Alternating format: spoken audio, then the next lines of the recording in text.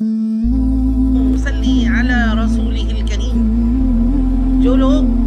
پاکستان کی اہمیت کو نہیں سمجھتے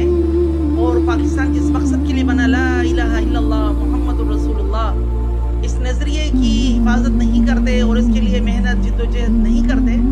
وہ تھوڑا سا وقت نکال کر کے صرف تحریک آزادی پاکستان کو پڑھ کر دیکھ لیں کہ کتنی قربانیوں کے ساتھ اور کتنی محنتوں کے ساتھ یہ پاکستان بنا ہے۔ حضرت مولانا فضل الرحمان دامت برکاتہم العالیہ ایک بات بتاتے ہیں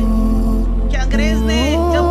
تحریک آزادی میں جو شامل تھے ان کو جب پکڑا اور ان کو یعنی کہ سزائیں دینے لگا تو اس نے ایک بات کی، اس نے کہا آپ صرف اتنا کہہ دو کہ ہم اس تحریک میں شامل نہیں تھے، بس اتنا کہہ دو، ہم تمہاری جان چھوڑ دیں گے۔ اب خود بتائیں، اندازہ لگائیں زندگی کتنی اہم چیز ہے، اس کے باوجود جو مقصد تھا، جو ان کا ذہن تھا اور جو ان کی بہادری تھی، وہ اتنے اپنی بات کے اوپر مضبوط تھے، انہوں نے کہا کہ ہم یہ نہیں کہیں گے، آپ جو ہمارے ساتھ کرنا ہے کر لو۔ اور وہ تصویریں آج تک موجود ہیں کہ ٹینکوں کے ساتھ اور بڑی بڑی چیزوں کے ساتھ آگے علماء کرام کو باندھا ہے اور ان کو اڑایا ہے۔ بڑے بڑے علماء کرام فرماتے ہیں کہ ایک ایک درخت ایسا تھا جس کے اوپر علماء کرام کی لاشیں تھیں۔ ہم نے مذاق سمجھ لیا ہے پاکستان کو،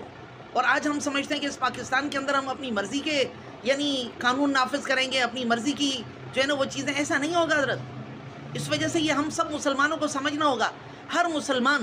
جو اللہ کو ایک مانتا ہے، نبی صلی اللہ علیہ وسلم کو آخری نبی مانتا ہے، قرآن کو اللہ کی آخری آسمانی کتاب، اس کے اوپر لازم ہے کہ لا الہ الا اللہ کے لیے ملک بنا ہے، اس کو اس کی منزل تک، اس کے مقصد تک پہنچانے کے لیے اپنی ہر کوشش، اپنی جد و جہد، اپنی محنت کرے، آئین اور قانون کے دائرے میں رہ کر۔ جمعیت علماء اسلام اس کے لیے محنت کر رہی ہے، ہم سب کے اوپر لازم ہے کہ ہم اس کا ساتھ دیں۔